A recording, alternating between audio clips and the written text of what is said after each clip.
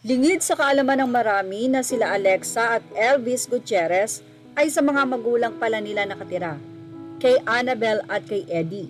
Ayon kay Annabel sa naging kwento nito, simula nga ng ikasal, ang dalawa ay doon na ito nakatira kay La Annabel at kay Eddie Gutierrez. Sa katunayan, si Annabel Rama ang halos tila naging katulong nga sa pagpapalaki ni Alexa ng kanyang mga anak o ang apo nitong dalawang babae. Dahil ito ang naging kwento nitong si Annabel. Ayon sa kanya, wala raw siyang naging problema kay Alexa simula nang ikasal ito sa anak niyang si Elvis.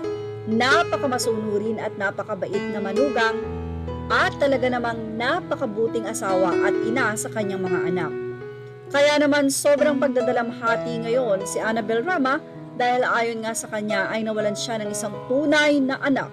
Ayon sa naging kwento pa ni Jun Lalin, nung daw medyo nasa critical na itong si Alexa at nasa ICU na ito, ay halos hindi na nga daw umaalis doon sa ospital si Annabel Rama at sobra-sobra nga daw ang luha na tumatapon dito. Kaya naman ang nagpaalam na si Alexa nitong Sabado ay tila halos wala nang mailuha si Annabel Rama dahil sa araw-araw na pag-iyak nito at panalangin para sa kanyang manugang.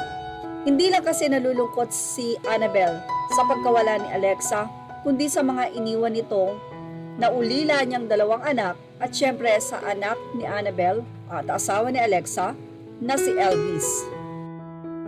At narito na nga ang makabagdang damin o ang huling mensahe ni Alexa para sa kanyang minamahal na biyanan na si Annabel at Eddie Gutierrez.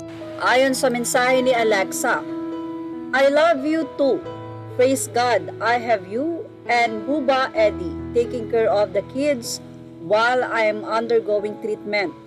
Thank you for loving the kids like your own. Super unconditional love ka, magmahal and super maalaga. Arya and Isra are so lucky to have you as grandparents. Baby pa lang sila, ikaw natutulog with them. Binabantayan mo yung mga yaya. You raise Elvis so well too. I'm so blessed to have your son as my husband, the most gentle and kindest man who never stops loving me. I thank God every day for you guys and your love that overflows. Isa nga si Alexa sa nagpatunay kung gaano kabuting tao si Annabel Rama. Ito'y dahil na rin sa pagpapatunay ni Alexa kung paano naging mabuting lola at paano naging mabuting biyanan sa kanya itong si Annabel at si Eddie Gutierrez. Kaya naman ganun-ganun na lamang ang pasasalamat ni Alexa sa pag-aalaga ng kanyang mga biyanan sa kanyang mga anak habang ito ay nagpapagamot sa ospital.